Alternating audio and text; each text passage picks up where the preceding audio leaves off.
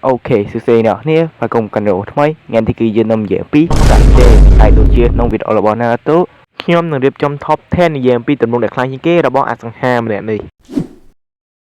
nạp nạp lệnh đop training Sasuke tầm nông mới này cứ chi tầm nông đại Sasuke còn ở Việt Nam hay đấng ra bay còn ở Việt Nam cứ một miền ở experience được có bậc sao cả ví dụ ra nó thế mình miền ở Sharinganอาจปราบานกับไทยจูซุนั่งไปซ้ายติดตัวตายบนนอนั่งมาเมียนในการการเปียกคลามของใดจะนับหน้าเล็บประบุนซาเรงกันโตมาเอมวยมันโจโดตำรวจมือนี้ยังเริ่มดังมันเส้นทางไว้เตอร์คือเจียซาเรงกันแมทซาเรงกันคือจะทำมาโปแมทมูได้โตจำนวนของปีปะโอชิฮาเคลนกลุ่มจำนวนยกตายมาดองให้เรียกก็เจียแกงกีแกงไก่กับมือขวบมวยพังได้ให้มาแมนเมียนกลมตายซาเรงกันเต้เวียมินโตเจียปายากูกันได้ยิแมทโตจำนวนในปะฮิยูกะหรือก็เรงกันไอจิดามហើយសាររែងកានគឺវាមានសមត្ថភាពខុសៗគ្នាទៅតាម user របស់វាដូចជា Obito Spectrum Jutsu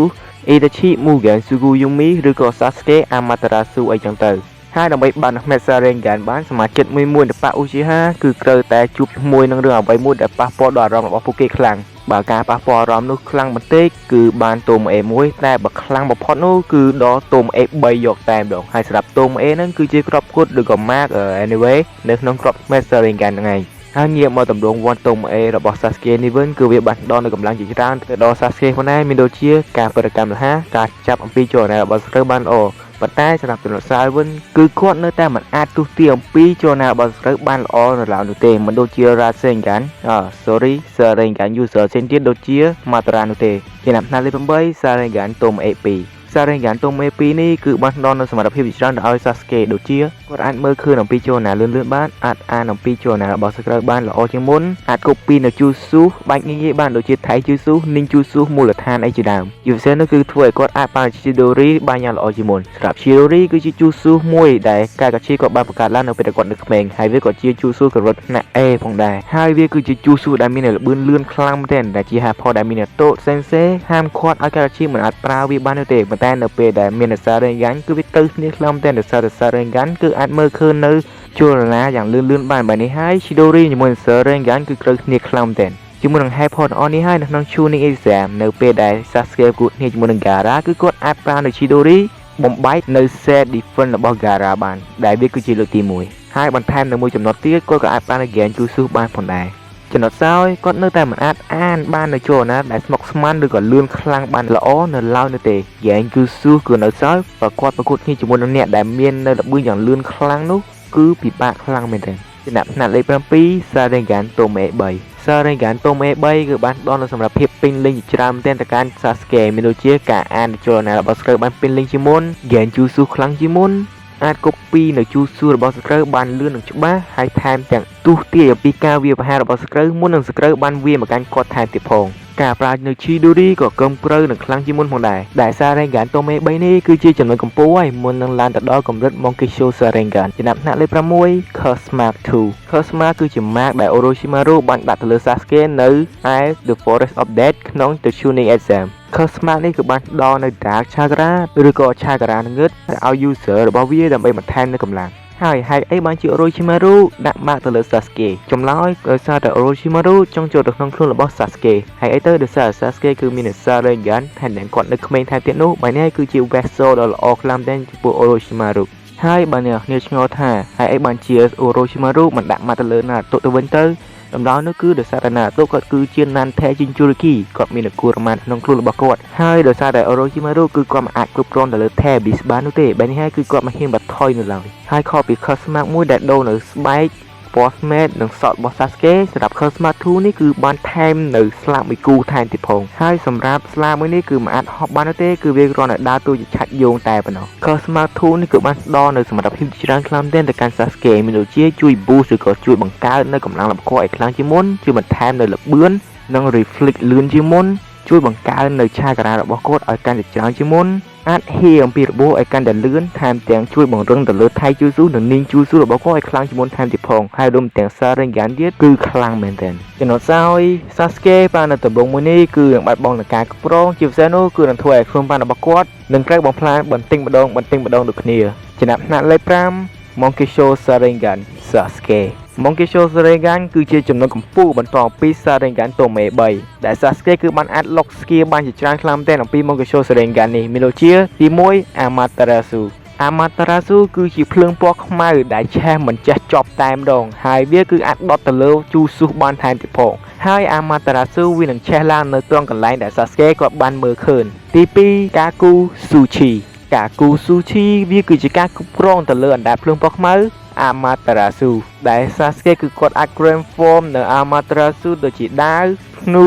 ឬក៏ខែបានដែលវាគឺជាភាពខុសគ្នារវាង Amaterasu របស់ Sasuke និង Itachi និងទី3គឺច្បាស់ណាស់គឺ Susanoo ប៉ុន្តែគាត់ប្រើនៅ Susanoo ក្នុង Monkey Show Sharingan នេះគឺមិនបានពេញលេញនោះទេគឺគ្រាន់តែអាចប្រើនៅ Rishikage Susanoo ដែលវាគឺបង្ហាញជារូបរាងលើដំបូងដែលមានរូបរាងជាឆ្អឹងតែប៉ុណ្ណោះនិងទី2គឺ Shumendon Susanoo ដែលវាមាននៅរូបរាងធំអាចកាន់អាវុធនិងអាចវាប្រហារនិងការពារក្នុងពេលតែមួយដែល Sasuke គឺបានប្រើនៅ Shumendon Susanoo បានសម្លាប់នៅ Danzo បានសម្រាប់មិនតែប៉ុណ្ណោះ Monkey Show Sharingan គឺបានជួយឲ្យ Sasuke បង្កើននូវធម៌ពលវាបហាររបស់គាត់ Taijutsu Ninjutsu ក៏កើនឡើងខ្លាំងដូចគ្នាផងដែរចំណុចសោយការប៉ានៅ Monkey Show Sharingan ខ្លាំងពេកគឺនឹងធ្វើឲ្យគាត់ឆាប់ខ្វាក់មែនតែម្ដងហើយសម្រាប់ ability មួយចំនួនដូចជា Amaterasu ជាមួយនឹង Susanoo ក៏គាត់ប្រើច្រើននិងអស់ Chakra យ៉ាងច្រើនតែម្ដងហើយក៏អាចធ្វើឲ្យគាត់អស់កម្លាំងច្រើនផងដែរចំណាប់ថ្នាក់លេខ4 Eternal Monkey Show Sharingan EMS ឬក៏ Eternal Monkey Show Sharingan គឺជាថាមពលមេតដ៏កំពូល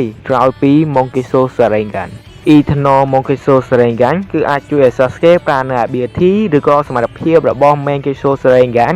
ដែលអាចឲ្យគាត់នឹងមានសុវត្ថិភាពមិនខ្វៃខ្លាចនឹងការមានបញ្ហា paralysis ឬក៏ខ្វះមេតខុសមេតឡើយនិយាយរួមទៅគឺសុវត្ថិភាពខ្លាំងមែនទែនSasuke គឺមាននៅខ្មែត Eternal Monkey Show Sharingan នេះគឺដោយសារតែបាននៅខ្មែតរបស់ Itachi ដែល Itachi បានបន្សល់ទុយគាត់ដើម្បីយកមកធ្វើជា Inkpage ចុងក្រោយគឺគាត់បានសម្រាប់នៅ Eternal Monkey Show Sharingan បានសម្រាប់ EMS ឬក៏ Eternal Monkey Show Sharingan គឺមិនត្រឹមតែអនុញ្ញាតឲ្យ Sasuke បាននៅ ability របស់ Monkey Show Sharingan បានដល់សុវត្ថិភាពមិនខ្លាចនៅបញ្ហា paralysis នោះទេគឺវាថែមទាំងជួយឲ្យគាត់នឹងប្រើនៅ ability ទាំងនោះបានដោយប្រសើរនិង perfect ខ្លាំងជាងមុនថែមទៀតផងដូចជា Amaterasu Sasuke គឺគាត់អាចប្រើនៅ Amaterasu បានយ៉ាងញឹកញាប់ខ្លាំងជាងមុនដោយមិនមានបញ្ហាឈឺស្មែតដូចមុនទៀតនោះទេជាពិសេសនោះគឺ Kakuzuchi Sasuke គឺអាចប្រើនៅ Kakuzuchi គ្រប់គ្រងទៅលើ Amaterasu បានល្អ perfect ខ្លាំងជាងមុនថែមទាំងអាច transform នៅ Amaterasu ទៅជាដាវខែនិងព្រួនបានល្អនិងលឿនខ្លាំងជាងមុនចុងក្រោយគឺជា ability ដែលពិសេសជាងគេគឺ Susanoo Shumendon Susanoo របស់ Sasuke បានវិវត្តទៅជា Armor Susanoo ដែលវាមានការការពារនិងការវាយប្រហារបានយ៉ាងខ្លាំងអស្ចារ្យមែនទែនដែលអាចប្រយុទ្ធគ្នាជាមួយ Tab Beast ថែមទៀតផង EMS ឬក៏ Eternal Monkey Show Sharingan ប្រើប្រាស់យូរនោះគឺនឹងអស់ Chakra ច្រើនហើយសម្រាប់ Susanoo វិញប្រើប្រាស់ច្រើនក៏អស់កម្លាំងច្រើនដូចគ្នាហើយទម្រង់មួយនេះគឺមិនទាន់ឡើងទៅដល់ level 10 នៅឡើយនោះទេចំណាប់ថ្នាក់លេខ3 Sipha Sharingan បន្ទាប់ពីទទួលបានធម៌ពល Sipha Chakra អំពី Hakuramo Tsuki មេតខាងឆ្វេងរបស់ Sasuke បានវិវត្តទៅជា Sharingan ហើយដូចជា Monkey Show Sharingan Sasuke ក៏បាន unlock នៅ skill ជាច្រើនផងដែរអំពី Sharingan ដូចជាទី1 Amen no Techikara Amen no Techikara គឺជាវិជា Space Time Jutsu មួយដែលអនុញ្ញាតឲ្យ Sasuke teleport ផ្លាស់ប្ដូរទីតាំងជាមួយនឹងអ្វីក៏បានដែរមិនថាមនុស្សឬក៏ជាអាវុធនោះទេប៉ុន្តែគឺវាកំណត់ចម្ងាយផងដែរមិនដូចនឹង Firing Thunder God នោះទេដែលអាច teleport ទៅទីណាក៏បានគ្រាន់តែដាក់ mark នោះនិយាយរួមទៅ Amen no Techikara គឺហាក់ដូចជា technique Poki របស់ Todo នៅក្នុង JJK អញ្ចឹងដែល Sasuke បានប្រើនៅ skill មួយនេះធ្វើស៊ីនៅ secret របស់គាត់អស់ជាច្រើនព្រឹត្តិការណ៍ខ្លាំងមែនទែនទី2 Chipaku Tensei Chipaku Tensei យើងធ្លាប់បានឃើញផេង5ម្ដងនោះទៅហើយនៅក្នុងផេង Evolution ដែលគាត់បានប្រើនៅ skill មួយនេះវាយគ្នាជាមួយនឹង Naruto Chipaku Tensei គឺជា skill មួយដែលអនុញ្ញាតឲ្យ user បង្កើតនូវខំទំនាញមួយដើម្បីទាញយកនៅដីឬក៏ដុំថ្មផ្សេងៗបង្កើតទៅជាដុំបាមួយដើម្បីសៀសក្រូវឬក៏អាចសៀទៅដល់ Tab Beast ថែមទៀតផងដែលនៅក្នុង The Final Battle រវាង Sasuke ជាមួយនឹង Naruto Sasuke គឺបានបង្កើតនូវខំទំនាញចំនួន9ចាប់ឃុំនៅ Tab Beast ចំនួន9ក្បាលផ្សេងៗគ្នាយកតែម្ដងដែលនេះគឺបញ្ជាក់ថា Chipaku Tensei របស់ Sasuke គឺខ្លាំងជាង Chipaku Tensei របស់ Pain ទៅទៀតទី3 Space Time និង Dimension Standing ដែល skill មួយនេះគឺអាចជួយគាត់យល់ដឹងអំពី dimension ផ្សេងៗទៀតអាចដឹងអំពី chakra របស់ Screw ពីចម្ងាយនិងអាចបង្កើតនូវ portal មួយឆ្លងទៅ dimension ផ្សេងៗទៀតបានថែមទៀតផងដែលនៅក្នុង Boruto Naruto The Movie យើងបានឃើញគាត់ប្រើច្រើនដងខ្លាំងតែជាមួយនឹង skill មួយនេះទី4 Rinnegan គឺជួយ boost ទៅលើ skill 2របស់ Mangekyou Rinnegan របស់ Sasuke ផងដែរគឺ Amaterasu និង Kakusuchi មិនមែនត្រឹមតែជួយ boost បង្កើតថាមពលរបស់ពួកវាទាំងពីរនោះទេគឺថែមទាំងជួយឲ្យគាត់នឹងអាចគ្រប់គ្រងនូវ skill ទាំងពីរនេះបានល្អជាងមុនថែមទៀតផងទី5 Aven Susanoo ដែល skill មួយនេះគឺអាចជួយឲ្យគាត់នឹងបង្កើតនៅ Perfect Susanoo បានទី6ចុងក្រោយគេគឺជា skill ដ៏ខ្លាំងជាងគេរបស់ Sasuke គឺ OP ខ្លាំងមែនទែនហើយក៏អាចថាជា ultimate របស់ Sasuke ផងដែរគឺ Intra Arrow គឺជា skill ដ៏សែង OP ខ្លាំងមួយនៅក្នុង Naruto ដែលវាគឺមានថាមពលបំផ្លាញយ៉ាងខ្លាំងដែលអាចកំទេចនៅ Mountain បានជាច្រើនក្នុងពេលតែមួយយកតែម្ដងនិយាយរួមទៅវាគឺមានថាមពលប្រហាក់ប្រហែលគ្នាទៅនឹង Ultra Big Ball Rasen Shuriken របស់ Naruto ចឹងដែលដូចអ្នកគ្នាដឹងហើយនៅក្នុង The Final War ហើយនៅពេលដែល Sasuke ជាមួយនឹង Naruto ប្រយុទ្ធគ្នាដែលគេហៅថា The Final Battle ហ្នឹងគឺពួកគេទាំងពីរនាក់បានប្រើ skill ខ្លាំងចំនួន2នេះដើម្បីប្រយុទ្ធគ្នាគឺ Intra Arrow និង Ultra Big Ball Rasen Shuriken ដែលបោកគ្នាទៅគឺបង្កើតនៅបន្ទូយ៉ាងខ្លាំងអស្ចារ្យមែនដូចអ្នកគ្នាបានដឹងចឹងហើយដោយសារតែ Sasuke បានប្រើនៅ Intra Arrow តែម្ដងនៅក្នុង The Final War ហើយធ្វើឲ្យ fan Naruto មួយចំនួនបានគិតថា Sasuke គឺអាចប្រើនៅ Intra Arrow បានតែម្ដងនៅក្នុងជីវិតរបស់គាត់តាមពិតទៅគឺមិនមែនទេ Intra Arrow មិនមែនជា skill មួយដែល user ប្រើបានតែម្ដងក្នុងជីវិតរបស់ពួកគេនោះទេគឺមិនដូចជាមួយនឹង Beast Core Beast Amber technique របស់ Kashimo នៅក្នុង JJK នោះឡើយ user គឺអាចប្រើនៅ Intra Arrow បានច្រើនដងទៀតប៉ុន្តែក៏តែមាននៅលក្ខខណ្ឌចំនួន4នេះទី1ត្រូវតែមាននៅ Madara Rinnegan ទី2ត្រូវតែមាននៅ Tempo Sipha Chakra ទី3ត្រូវតែមាននៅ Perfect Susanoo ចំណែកទី4គឺត្រូវតែមាននៅ Tempo Chakra របស់ Tebi ទាំងអស់ដែលនេះហើយគឺជាហេតុផលដែល Sasuke បានប្រើនៅ Chippaku Tensei ចាប់យកនៅ Tebi ចំនួន9ក្បាលនៅចុងបញ្ចប់នៃសង្គ្រាម Shinobi War ទី4នោះទោះបីជា Intra Arrow នេះគឺជា skill មួយដែលសែង OP យ៉ាងណាក៏ដោយប៉ុន្តែវាក៏មាននៅចំណុចសើផងដែរទី1គឺជា skill មួយដែលកម្រប្រើខ្លាំងមែនទែនដូចជាអ្វីដែលខ្ញុំបានប្រាប់អ្នកគ្នាអញ្ចឹងគឺយើងត្រូវតែមាននៅលក្ខខណ្ឌចំនួន4ទើបយើងអាចប្រើនៅ Intra Arrow នេះបានទី2បន្ទាប់ពីប្រើនៅ skill Intra Arrow នេះរួចហើយគឺនឹងអស់នៅថាមពល Chakra ស្ទើរតែទាំងអស់ភ្លាមយកតែម្ដងចំណាប់ថ្ងៃទី2 Sasuke The Final War ដូចជាអ្នកគ្នាដឹងហើយ The Final War គឺជាព្រឹត្តិការណ៍មួយដែល Sasuke និង Naruto វាយគ្នាមួយស្មើជាលើកចុងក្រោយដែលនៅពេលហ្នឹងថាមពលរបស់ Sasuke គឺ Maximum តែម្ដងមាន ability អំពី Mad Eternal Monkey-Soul Rinnegan នៅខាងស្ដាំនិង Rinnegan នៅខាងឆ្វេងថែមទាំងមាននៅ Tempo Sipha មាននៅ Intra Susanoo និង Tebi Chakra ថែមទៀតផងមាននៅលបឿននិងកម្លាំងយ៉ាងខ្លាំងអស្ចារ្យជាពិសេសនោះគឺ Hex តែម្ដងគឺ Intra Arrow និង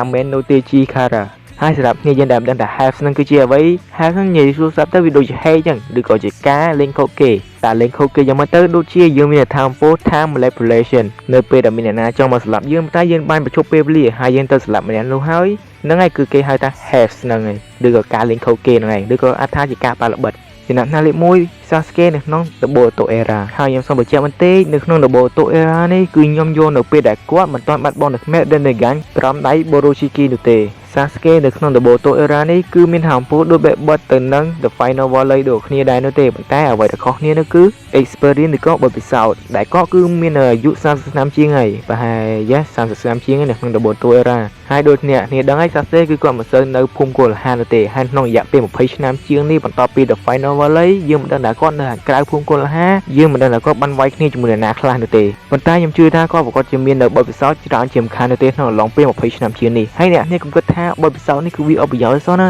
គឺមិនថានៅក្នុងការប្រយុទ្ធឬក៏ក្នុងការងារនោះទេបទពិសោធន៍នេះគឺវាសំខាន់ខ្លាំងមែនទែននៅក្នុងការងារបើយើងចូលទៅសម្ភាសការងារនៅក្រុមហ៊ុនណាមួយហើយទោះបីជាយើងបានរៀនខ្លាំងយ៉ាងណាក៏ដោយប៉ុន្តែបើយើងមិនសូវមានបទពិសោធន៍ដូចគេឬក៏មិនមានបទពិសោធន៍សោះតែម្ដងគឺមានភាពរត់តិចខ្លាំងតែគេយកយើងតែបើគេមានខ្សែនោះក៏មិនអាចថាបានដែរបាទហើយនៅក្នុងការប្រយុទ្ធគ្នានៅក្នុងពិភព anime នេះឬក៏មិនថាក្នុងពិភព anime ឬក៏ពិភពពិតនោះទេបទពិសោធន៍ក៏វាសំខាន់មកដែរឧទាហរណ៍ Shikamaru ជាមួយនឹង Hidan ដូចជាអ្នកគ្នាដឹងហើយ Hidan គឺជាបុគ្គលម្នាក់ដែលមាននៅជីវិតអមតៈហើយក៏មានថាមពលខ្លាំងម្នាក់ផងដែរប៉ុន្តែបើជាចាញ់លើក្រោមដៃ Shikamaru ទៅវិញហេតុផលនោះគឺដោយសារតែ Shikamaru គឺគាត់មានបទពិសោធន៍រួចទៅហើយក្នុងការវាយគ្នាជាមួយ Hidan កាលពីលើកមុនហើយរួមទាំងបញ្ញាដ៏ឆ្លាតរបស់ Shikamaru ទៀតបានធ្វើឲ្យ Shikamaru អាចយកឈ្នះនៅ Hidan បានហើយនឹងឯនេះគឺជាទម្រង់ដែលខ្លាំងជាងគេរបស់ Sasuke Top 10 ដែលខ្ញុំបានរៀបចំបើអ្នកនាងមាននៅកំណត់អេសេងក្រៅពីខ្ញុំអាច comment នៅខាងក្រោមវីដេអូនេះបានហើយអ្នកនាងចាំជួបគ្នានៅវីដេអូក្រោយទៀតបាយ